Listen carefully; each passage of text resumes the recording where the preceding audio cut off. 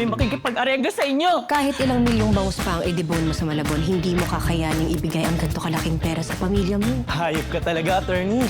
Seems like you got what you wanted. That's what differentiates the powerful from the poor.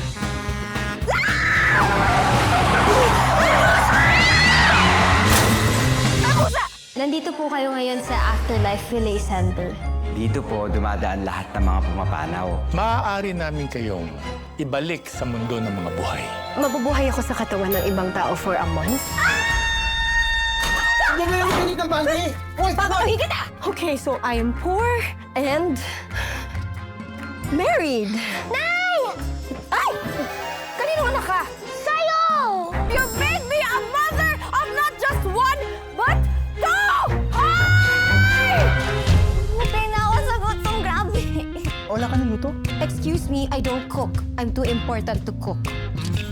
Ikaw ba ang nanay ni Jaja? Ikaw ba si Wala, madam. Every time! Ay! Kamahin mo.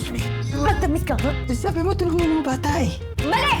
Gising na gising mo pala sila! Ilang taon nga ba akong nagkaanak? Bakit ako tinatanong mo? Itanong mo sa matres mo. This is not my life. Hindi ko to buhay. Sa'yo na siya ngayon. Jane, tulog ka na ba? Love you. Unahin mo yung asawa mo. Pakisamahan mo siya ng mahusay. Ano? Pwede mo akong insultuin, wag misis ko! O, vitamins mo naman. Please, na. Paano yung mga bata? Jaja, mawawalan sila ng nanay ng biglaan. Asawa ko? Sinasabi mo bang gusto mo nang manatili dito? Okay ka lang? Ay, yung bata! Saan daw? Bakit namanan ni Justin ang sakit ko? Kapag umalis ka na dito at bumalik ka na sa dati mong buhay, tuluyan ang mawawala ang sakit ni Justin.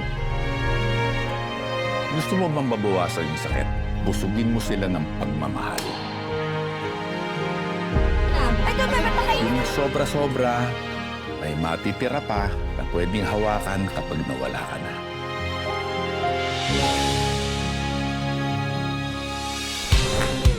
Sorry, vegan ako.